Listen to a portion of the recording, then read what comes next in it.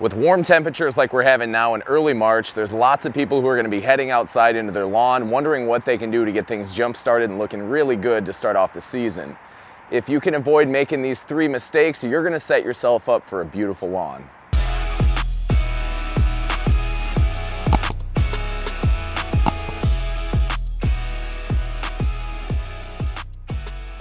The first mistake that too many people make is getting too excited and ahead of themselves when we get a few warm days. So things like trying to kill weeds or planting grass seed just because we have a couple days of warm weather doesn't mean that it's time to do those things. Starting with weed killers, if you're going to put down any kind of herbicide, those things need to be done at the right temperature, and your soil temperatures need to be at least 55 to 60 degrees for those things to work properly.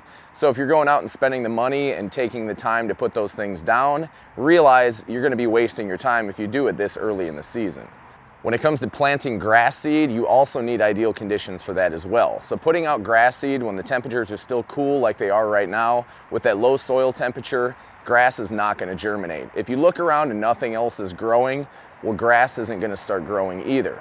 Also, if you put your grass out too early, you're opening up the opportunity for birds and other animals to eat your seed up before it has a chance to germinate. So when is the ideal time to plant grass seed? It's when your soil temperatures reach about 60 degrees for cool season grass like I have. Until that point, grass seed is not going to germinate. So waiting for the appropriate timing to put down your weed killers, if you're going to do that, or to put down grass seed, is the first mistake that too many people make that costs them time and money. The second common mistake made by people in the springtime is putting down a high nitrogen fertilizer, something that's a synthetic fertilizer, in the hopes of greening up their lawn and having it come out of dormancy. Quite honestly, if you put your fertilizer down too early, you're just throwing your money down the drain because your soil's not warm enough to be able to uptake those nutrients, and most of it's going to wash away. If you are really itching to put some fertilizer down, if you want to put down a natural fertilizer, something that's slow release, you can do that. However, just realize fertilizer is not going to make your lawn come out of dormancy. The third mistake we want to try to avoid this spring relates to pre-emergence and the use of weed killers when we're also trying to grow grass.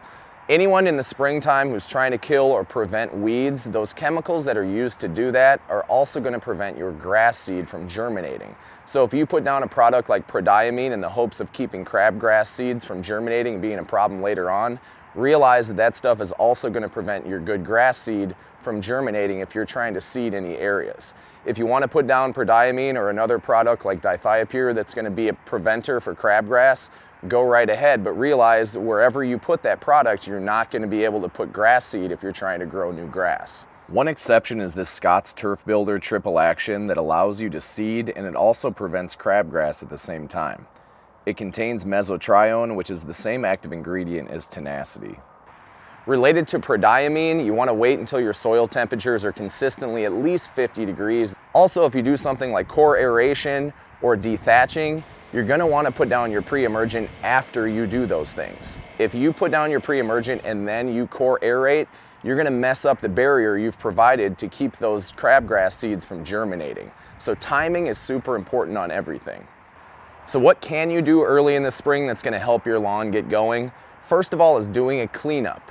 Taking your rake and cleaning up any sticks or any leaves or any grass that's matted over itself and lifting those things up are going to allow sunlight and warmth to get down into the soil, which is going to start greening everything up.